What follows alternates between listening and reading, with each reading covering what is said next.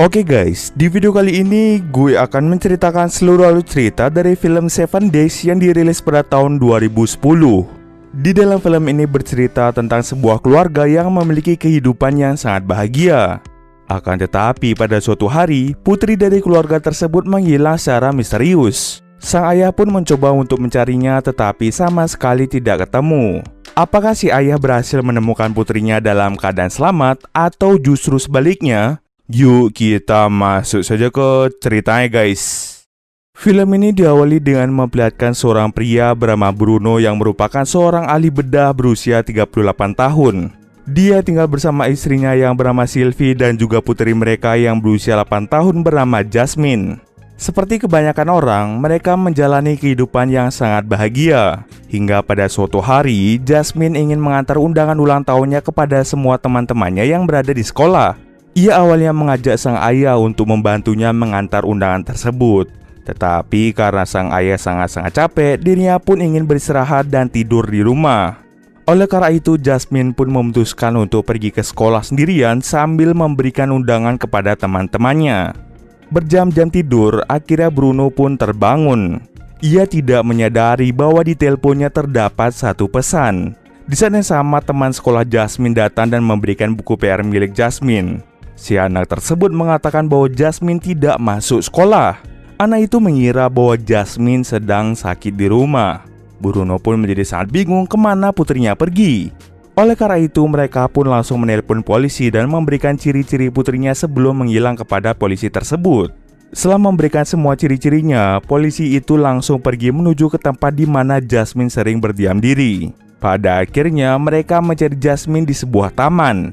Saat sedang mencarinya, mereka semua sangat terkejut karena Jasmine telah meninggal akibat diperkosa oleh seorang yang biadab.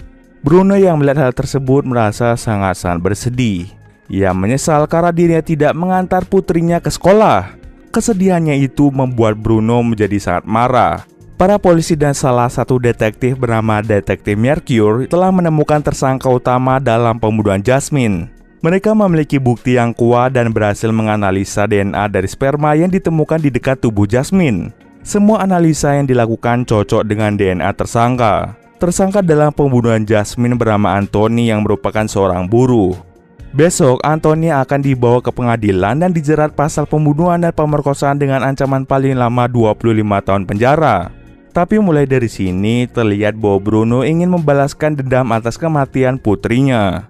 Suatu hari, Bruno berpamitan dan ingin pergi untuk bekerja di rumah sakit. Tapi ternyata Bruno malah pergi ke sebuah kabin tengah hutan yang sudah tak berpenghuni. Di situ Bruno menyusun sebuah rencana untuk menculik Anthony saat dia dibawa ke pengadilan. Dia membayar beberapa orang untuk bisa membius petugas polisi yang mengemudikan kendaraan. Sementara Bruno akan diam-diam mengikuti mobilnya dari belakang. Mobil itu pun perlahan mulai oleng karena sang supir sudah tertidur lelap. Bruno dengan cepat turun dan mengatakan bahwa dirinya adalah seorang dokter. Tapi di saat bersamaan, Bruno langsung membawa mobil itu kabur ke sebuah tempat. Bruno langsung membius Anthony dan langsung membawanya ke dalam mobil pribadi. Setelah memasukkannya ke dalam mobil, Bruno langsung bergegas pergi ke sebuah kabin di tengah hutan.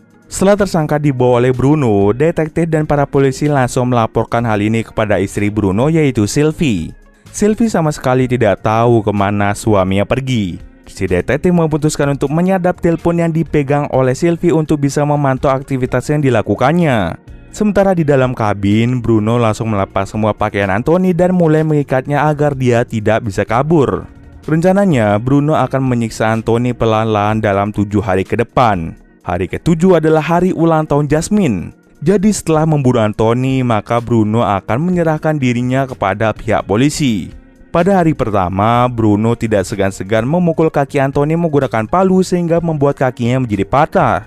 Setelah kakinya patah, Bruno dengan sengaja membuat Anthony berdiri dengan tali yang mengikat lehernya. Jika Anthony tidak kuat menopang tubuhnya, maka ia bisa saja mati kehabisan oksigen. Tak terasa sudah memasuki hari kedua semenjak Bruno menculik Anthony. Para polisi dan detektif masih mencari tahu di mana lokasi Bruno berada. Mereka sudah mencari Bruno di berbagai tempat seperti penginapan, hotel, dan sebagainya. Tetapi hasilnya nihil. Di tempat lain, Bruno dengan sengaja memberi daging mentah pada Anthony. Sebenarnya daging tersebut tidak layak untuk dikonsumsi. Tetapi karena Anthony kelaparan, pada akhirnya ia terpaksa untuk memakan makanan tersebut. Di tempat lain, si detektif Mercure mengingat kejadian yang sama ketika istrinya dibunuh oleh seseorang menggunakan pistol. Awalnya ia merasa ingin membalaskan dendam, sama halnya dengan yang dilakukan oleh Bruno. Tetapi ia mulai menyadari bahwa balas dendam tidak akan mengembalikan istrinya. Oleh karena itu, detektif Mercure membiarkan orang tersebut ditahan di penjara sesuai prosedur yang berlaku. Meskipun Mercure memiliki masa kelam juga, ia bertekad untuk menghentikan Bruno yang ingin membalaskan dendam pada orang yang telah membunuh putrinya. Di sisi lain, Bruno mulai menelpon istrinya dan mengatakan bahwa dirinya akan membunuh Anthony dalam 7 hari ke depan. Hal itu semata-mata untuk anak sematawayangnya yang sangat disayang oleh Bruno.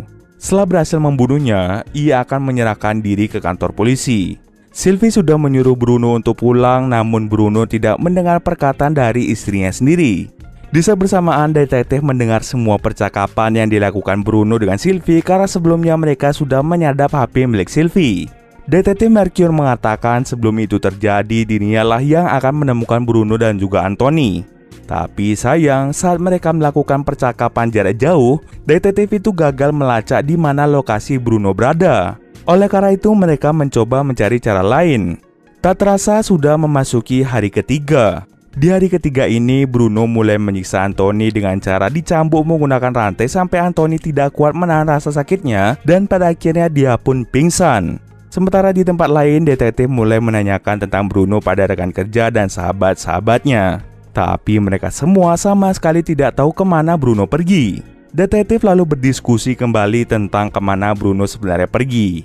Awalnya mereka mengira bahwa Bruno pergi ke sebuah motel atau penginapan kecil untuk menyiksa Anthony. Akan tetapi mereka sadar kalau di tempat itu pasti ada orang yang akan melaporkan. Jadi mereka menyimpulkan bahwa Bruno pergi ke suatu tempat di tengah hutan. Walaupun begitu, mereka akan terus mencari di motel maupun di penginapan yang berada di kota tersebut. Tak terasa sudah memasuki hari keempat. Bruno mulai menyiksa Anthony lebih sadis lagi dari sebelumnya. Dia merobek perutnya dan sengaja merusak lambungnya. Sementara para polisi masih berusaha menggeledah semua tempat penginapan yang ada di daerah itu. Di hari kelima, Bruno mulai mencoba membunuh Anthony dengan cara menutup saluran pernafasannya. Akan tetapi tidak jadi karena ia sadar kalau dirinya tidak bisa membunuh Anthony. Anthony kemudian mengaku bahwa dirinya telah melecehkan dan membunuh 3 anak di bawah umur selain Jasmine. Di antaranya ada Marion, Laurie, dan yang terakhir ada Charlotte. Mendengar pengakuan tersebut, Bruno langsung melaporkan hal itu kepada polisi agar keluarga korban tahu kalau Anthony telah membunuh 3 anak mereka. Saat menelpon, ternyata para polisi berhasil melacak keberadaan dari Bruno. Oleh karena itu, para polisi bergegas ke lokasi. Tapi sesampainya di lokasi, mereka hanya bisa menemukan sebuah laptop dan beberapa ponsel. Ternyata hal itu sudah direncanakan oleh Bruno sebelumnya. Dia sudah membayar orang untuk bisa membuat jaringan palsu agar bisa menipu para polisi. Polisi yang tertipu pun mulai kembali ke kantor. Sementara di dalam kabin, Bruno memutuskan untuk memotong burung dari Anthony agar Anthony tidak bisa melakukan pelecehan terhadap anak. Tak terasa sudah memasuki hari ke-6. Di dalam sebuah berita, para orang tua korban yang kehilangan anak mulai ditanyakan beberapa pertanyaan. 2 ibu setuju dengan penyiksaan yang dilakukan Bruno terhadap tersangka pedofil. Sedangkan 1 ibu lagi tidak setuju dengan tindakan yang dilakukan oleh Bruno.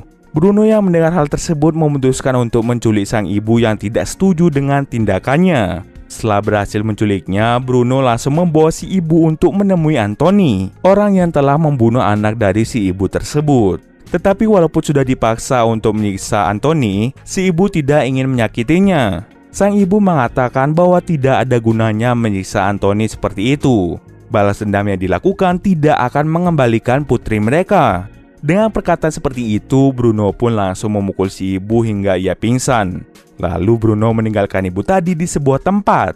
Perkataan yang diucapkan tadi membuat Bruno menjadi bimbang antara membunuh Anthony atau tidak.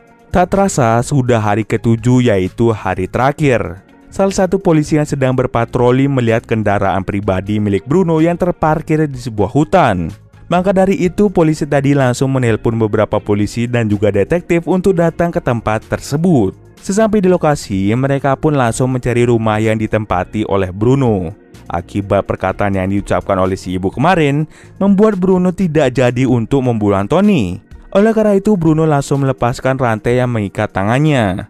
Bruno memberitahu bahwa hari ini merupakan hari ulang tahun putrinya, yaitu Jasmine. Di saat bersamaan, polisi pun sampai di kabin tempat Bruno menyiksa Anthony. Bruno pun mulai keluar untuk menyerahkan diri dan Anthony dibiarkan untuk hidup. Saat polisi membawanya pergi, seorang reporter bertanya apakah balas dendam merupakan solusi yang tepat. Bruno pun menjawab tidak. Dan ketika ditanya lagi apakah Bruno menyesali perbuatannya tersebut, Bruno pun menjawab tidak. Dan di akhir cerita, Anthony dan Bruno pun dipenjara. Dan cerita pun selesai.